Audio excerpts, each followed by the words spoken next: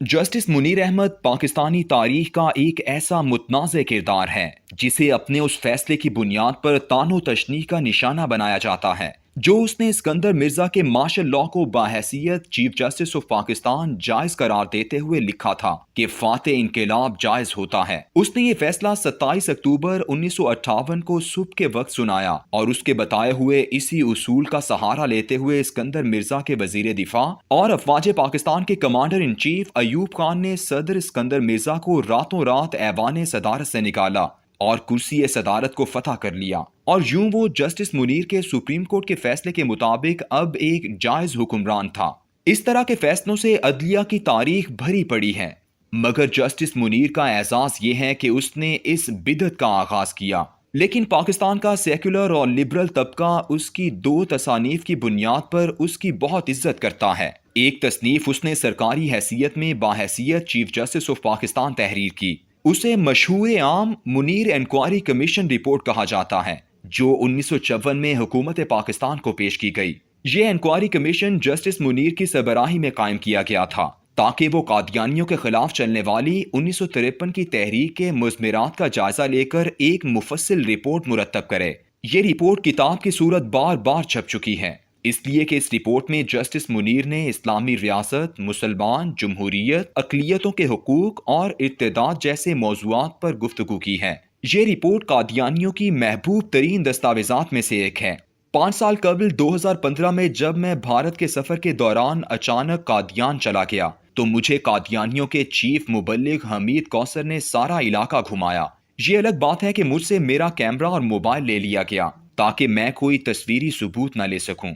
इस दौरे के दौरान उनके प्रिंटिंग प्रेस से मुल्हका कुतुब के स्टोर में मुनीर रिपोर्ट बेशुमार तादाद में छपी हुई मौजूद थी। सेकुलर हजरात भी इस रिपोर्ट को इसलिए पसंद करते हैं क्योंकि इसमें जस्टिस मुनीर ने पाकिस्तान के उलमाए किराम को गलत साबित करने और पाकिस्तान, तहरीक पाकिस्तान और कायद-ए-आज़म रहमतुल्लाह अलैह को सेकुलर साबित करने की भरपूर कोशिश की है। जस्टिस मुनीर की दूसरी तसनीफ 1979 में शाया हुई जिसका नाम था जिना से ज़िया तक, from Jinnah to Zia. Justice Munir के बारे में कहा जाता है कि तख्लीक पाकिस्तान के बाद वो पहला शख्स था जिसने बबांगे दोहल कायद-ए-आज़म रहमतुल्लाह अलैह को सेकुलर कहना और साबित करना शुरू किया था। उसकी रिपोर्ट और किताब दोनों में कायद-ए-आज़म रहमतुल्लाह अलैह की तकरीरों के कुछ हवाले थे जिन्हें सेकुलर मानी पहनाने की कोशिश की गई थी। आज भी मेरे मुल्क का सेकुलर तबका इन दोनों तसनीफात को दलील के तौर पर इस्तेमाल करता है। आज से तकरीबन 20 साल कबल बरतानिया में मुकीम जनाब फजल करीम फजली की साहिबजादी सलीना करीम ने जस्टिस मुनीर की इस रिपोर्ट में मौजूद कायद-ए-आज़म के इरशादात और इंटरव्यूज के हवालों को जब कायद की दीगर 99% तकरीरों और उनके ख्यालात से यकसर मुतसादिम पाया तो उसने तहकीक शुरू की कि क्या वाकई कायद ने ऐसा कहा था या नहीं। और उसकी हैरत की इंतहा न रही कि चीफ जस्टिस पाकिस्तान की मसनद पर बैठा एक शख्स अपने मजमूम मकासद की तकमील और कायद-ए-आज़म को सेकुलर साबित करने के लिए उनके असल बयान या इंटरव्यू में तब्दीलियां करके बददियानती के साथ उन्हें अपने मतालिब के लिए ढाल भी सकता है। अपनी इस तहकीक को वो 2005 में सेकुलर जिना मुनीर के बड़े फरेब का पर्दाफाश के नाम से सामने लेकर आई। इतनी बड़ी बददियानती सलीना करीम के लिए बहुत हैरान कुन थी और दीगर पढ़ने वालों के लिए भी अचंभे का बायस थी। कोई एक चीफ जस्टिस से ये तवक्को भी नहीं कर सकता था कि कुर्सी अदल पर बैठा हुआ ये शख्स जिसका काम ही झूठे और सच्चे बयानात में तमीज करना होता है, वो अपनी जानिब से कायद-ए-आज़म रहमतुल्लाह अलैह के बयानात में तहरीफ करेगा। सलीना करीम ने उसके बाद अपने काम का दायरा कार बढ़ाया और 2010 में अपनी किताब सेकुलर जिना और पाकिस्तान लेकर आ गई। इस किताब का ज़िम्नी टाइटल है जो कौम नहीं जानती। सलीना करीम की तहकीक के मुताबिक पहली बददियानती जिसकी बुनियाद पर आगे चलकर पूरे तसव्वुर पाकिस्तान और कायद-ए-आज़म रहमतुल्लाह अलैह की शख्सियत को सेकुलरिज्म के तसव्वुर से आलूदा किया गया, वो मुनीर रिपोर्ट में कायद-ए-आज़म रहमतुल्लाह अलैह का राइटर्स को दिया गया एक इंटरव्यू था जिसे तसव्वुर पाकिस्तान की बुनियाद बनाया गया। मुनीर इंक्वायरी कमीशन के अल्फाज हैं, Before the partition, the first public picture of Pakistan that the Quaid-e-Azam gave to the world was in the course of an interview in New Delhi with Mr. Don Campbell, Reuters correspondent. The Quaid-e-Azam said that the new state would be a modern democratic state, with sovereignty resting in the people and the members of the new nation having equal rights of citizenship. regardless of their religion, caste or creed. तर्जुमा: तकसीम से पहले कायद आज़म रहमतुल्लाह अलैह ने पाकिस्तान का जो पहला वाज़े नक्शा आवाम के सामने पेश किया वो उस इंटरव्यू के दौरान पेश किया जो उन्होंने न्यू दिल्ली में रॉयटर्स के नुमाइंदे डॉन कैम्बल को दिया था। कायद आज़म ने कहा कि नई रियासत एक जदीद जमहूरी रियासत होगी जिसका इक़्तिदार आला आवाम के पास होगा, जिसमें तमाम शहरी बिला शिरकत मजहब रंगो नस्ल यकसा शरीक होंगे। कायद आज़म रहमतुल्लाह अलैह के इस तरह के इंटरव्यू को बुनियाद बनाकर जस्टिस मुनीर अहमद ने इसे 11 अगस्त की तकरीर के साथ मिलाया और रिपोर्ट में एक 3 निकाती बयानिया मुरतब किया। कायद आज़म रहमतुल्लाह अलैह के रॉयटर्स को दिए गए इंटरव्यू के मुताबिक उन्होंने वाज़े किया है कि इक़्तिदार आला के मालिक अवाम होंगे। इसलिए करारदाद पाकिस्तान में जो ये दर्ज है कि इक़्तिदार आला का मालिक अल्लाह सुब्हाना व तआला है, ये कायद आज़म के उसूलों से इन्हिराफ है। कायद आज़म की कानून साज असम्बली के सामने 11 अगस्त की तकरीर एक सेकुलर रियासत का खाका पेश करती है जिसमें मजहब हर फर्द का ज़ाती मामला है और उसका रियासत के साथ कोई ताल्लुक नहीं। कायद आज़म की एक तकरीर के हवाले से तीसरा नुक्ता लिया गया था कि पाकिस्तान एक थियोक्रेसी मजहबी हुकूमत नहीं होगी।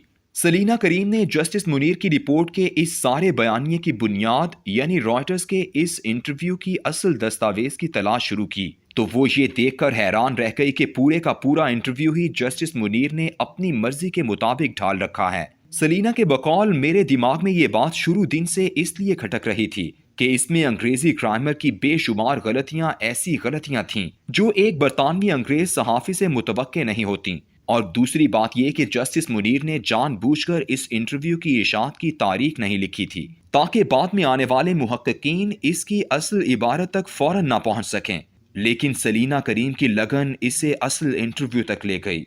कायद आज़म की तकरीर में जस्टिस मुनीर की जालसाजी की तहकीक करने वाली सलीना करीम लिखती हैं कि जब मैंने रिपोर्ट में दिए गए कायद आज़म के इंटरव्यू में पाकिस्तान से मुतालिक टुकड़े में जदीद जमहूरी रियासत के साथ इक़्तिदार आला अवाम के पास है कि अल्फाज पढ़े तो मुझे अचंभा सा लगा, इसलिए कि जदीद जमहूरी रियासत में तो ये तसव्वुर बुनियादी समझा जाता है और वजाहत की ज़रूरत नहीं रहती कि इक़्तिदार आला किसके पास होगा।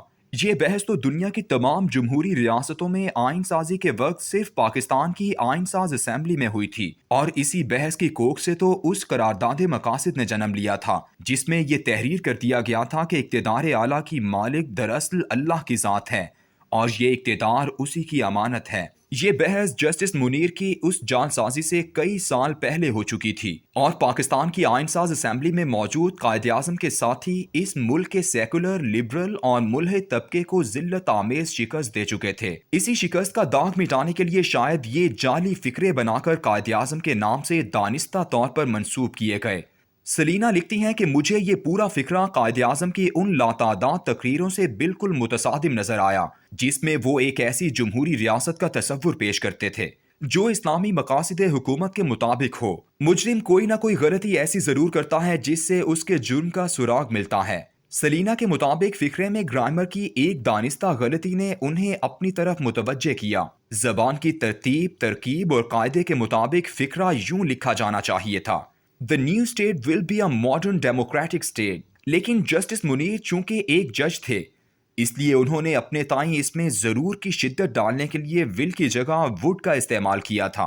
अंग्रेजी जबान में वुड का लफ्ज ऐसे फिक्रों में इस्तेमाल किया जाता है जिसके अगले हिस्से में कोई वजह या शर्त कंडीशन बताई जाए, लेकिन इस फिक्रे में तो शर्तिया ज़ैली जुमला तो मौजूद नहीं था, यानी फिक्रा मुकम्मल तौर पर बेमानी मालूम होता था। ग्रामर की इतनी बड़ी गलती और फिक्रे की ये बुंद ना कायद आज़म जैसे अंग्रेजी पर उबूर रखने वाले बैरिस्टर से मुतवक्के थी और ना ही रॉयटर्स का अंग्रेज नुमाइंदा डॉन कैम्बल ऐसी फाश गलती कर सकता था। सलीना करीम इस इंटरव्यू की तलाश में निकल खड़ी हुई और चंद हफ्तों की तलाश के बाद उसे ये मुकम्मल इंटरव्यू मिल गया। जस्टिस मुनीर ने अपनी बददियानती छुपाने के लिए इस इंटरव्यू पर साल 1946 लिखा था और दिन और महीना दर्ज नहीं किया था ताकि तलाश करने वाले सरकर्दां फिरते रहें। सलीना ने इंटरव्यू की तारीख ढूंढ निकाली जो 21 मई 1947 थी, यानी पाकिस्तान बनने से सिर्फ 3 माह कबल। लेकिन जस्टिस मुनीर अपनी बददियानती को मजीद मुस्तहकम करने के लिए इंटरव्यू की तारीख 1 साल पीछे ले गया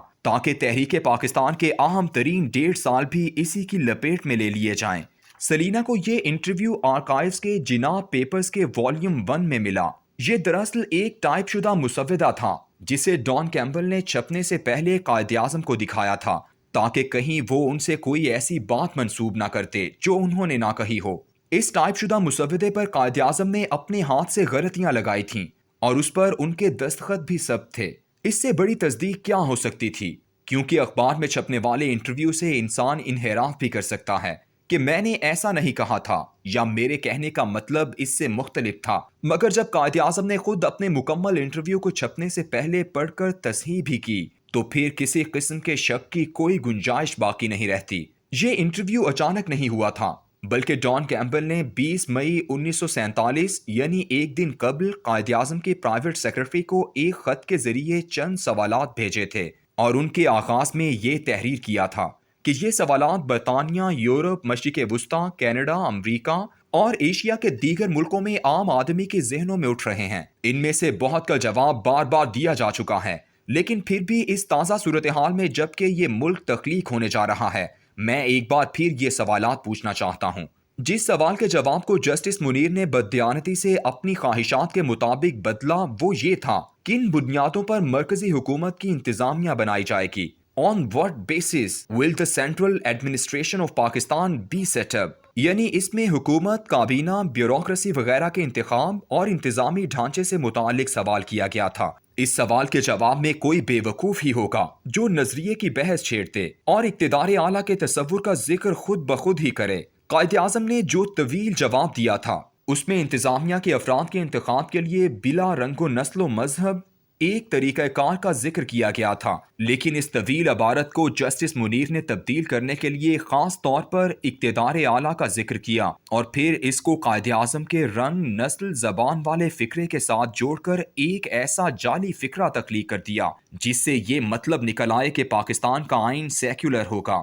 جسٹس منیر کی اس بددیانہ تحریر کو پہلی دفعہ 24 اگست 1954 میں ایک سچ بنا کر قانون ساز اسمبلی میں اپوزیشن پارٹی کانگریس کے ہندو رکن چوٹوپادھیائے نے پیش کیا اور ساتھ یہ بھی کہا کہ قائد اعظم نے ایسے سیکولر پاکستان کے بارے میں ہی ان سے وعدہ بھی کیا تھا۔ یوں ایک مہر تصدیق بھی ثبت ہو گئی۔ اس کے بعد یہ رپورٹ اور اس میں درج مندرجات ایک مقدس حیثیت اختیار کر گئے اور ڈھٹائی کا عالم یہ ہے کہ 1979 میں جسٹس منیر نے اپنی کتاب میں انہیں ایک دفعہ پھر درج کیا۔ سرینا کریم کی تحقیق کے سال 2004 سے پہلے تک سب اس پر یقین کرتے تھے کیونکہ اس وقت سلینا نے ان کا جھوٹ اور جعل سازی بے نقاب نہیں کی تھی۔ یہ سب جعل سازیاں قائد اعظم کے دنیا سے چلے جانے کے بعد ہوئیں۔ قائد اعظم کے زمانے میں انہیں ایک مرتبہ سیکولر ثابت کرنے کے لیے ان کی 11 اگست 1947 والی مشہور تقریر کا سہارا لیا جانے لگا تھا۔ قائد اعظم کو جب اس کا علم ہوا کہ ان کی اس تقریر سے پاکستان کی سیکولر شناخت کے معنی نکالے جا رہے ہیں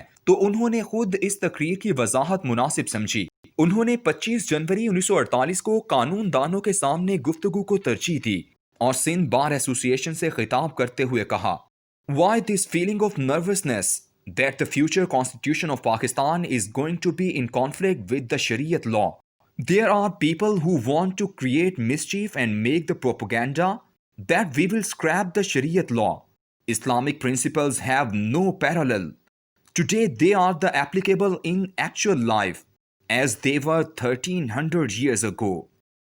اس معاملے میں کسی کو کوئی پریشانی اور تذبذب کیوں ہے کہ پاکستان کا آئندہ آئین قوانین شریعت کے متصادم ہوگا؟ کچھ افراد ہیں جو یہ شرارت کرتے ہیں اور پروپیگنڈا کر رہے ہیں کہ ہم شریعت کے قوانین کو ترک کر دیں گے۔ اسلامی اصولوں کا کوئی ثانی نہیں۔ یہ آج بھی ایسے ہی قابل عمل ہیں جیسے 1300 سال پہلے تھے۔ قائد اعظم نے 2 لفظ خاص طور پر استعمال کیے، قوانین شریعت اور شرارت۔ لفظ شریعت کا استعمال ہر اس شخص کی زبان بند کرنے کے لیے تھا جو سیکولر نظریہ رکھتا تھا، جبکہ شرارت کرنے والے تو آج بھی موجود ہیں اور ان کے پاس صرف پروپیگنڈا کا ہی ہتھیار ہے۔ ان شرارت کرنے والے افراد نے ہی جسٹس منیر جیسے لاتعداد جعلی مصنفین پیدا کر رکھے ہیں جو روز جھوٹ گھڑتے ہیں اور اسے سچ بتا کر لوگوں کو گمراہ کرتے ہیں۔ ختم شد۔